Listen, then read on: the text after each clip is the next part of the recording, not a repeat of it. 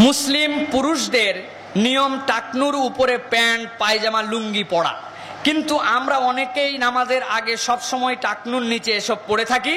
যখন নামাজের সময় হয় তখন আমরা টাকনুর উপরে তুলে নামাজ আদায় করি, পরে আবার নামাজ শেষ করে যাওয়ার পরে সুন্দর করে মসজিদ থেকে বের হওয়ার সময় পায়জামা প্যান্ট নিচে নামাই দিয়ে বেরিয়ে যাই। শরীয়তের বিধান কি? প্রিয় ভাইয়েরা, খুব গুরুত্বপূর্ণ প্রশ্ন, খুব গুরুত্বপূর্ণ প্রশ্ন। শরীয়ত বলছে শার্ট পরেন, প্যান্ট পরেন, ফতুয়া পরেন, লুঙ্গি পরেন, পাঞ্জাবি পরেন, জুব্বা পরেন, যাই পরেন, কোনো বাধা নাই। শরীয়তে বাধা আছে? নাই, কোনো বাধা নাই, আপনি প্যান্ট পরতে পারেন। কিন্তু শরীয়ত দুটা গুরুত্ব দিয়েছে। একটা হচ্ছে ঢিলে ঢালা হতে হবে, যেটা আপনাকে নামাজ আপনার চলাফেলায় যেন অশালীন না দেখায়, ঢিলে ঢালা।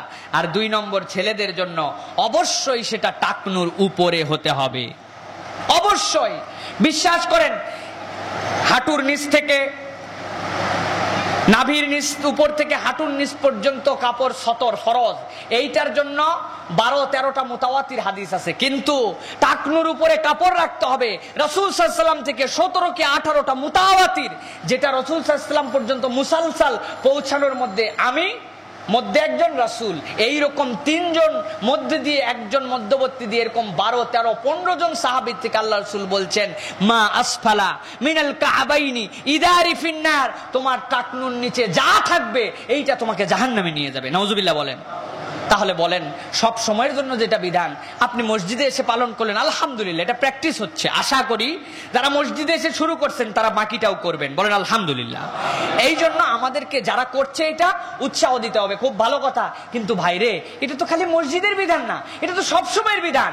কি হবে আপনার এটা? আপনি বলতে পারেন আমি অহংকার করে পড়ি না, আমি গর্ব করে পড়ি না। আপনার এগুলো যুক্তি আমরা শুনতে রাজি নাই। রাসূল সাল্লাল্লাহু আলাইহি ওয়াসাল্লামের কাছেও সাহাবী বলেছিল, রাসূল বলেন আমিও তোমার যুক্তি শুনতে রাজি নাই। আল্লাহ বলেছেন পরা যাবে না, খালাস।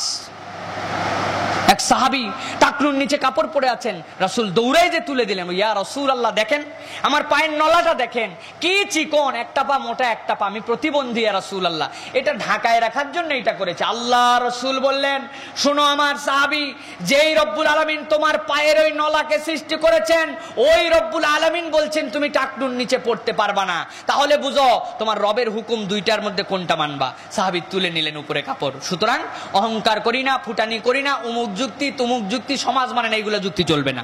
সামিআনা ওয়া আতানা, জানানো হয়েছে মেনে নিলাম। তবে মসজিদে যারা প্র্যাকটিস করছে আমরা অ্যাপ্রিশিয়েট করব যে ভাই বাকিটাও করেন, আল্লাহ রাব্বুল আলামিন বরকত দেবে ইনশাআল্লাহ। আশা করি উত্তর পেয়েছেন।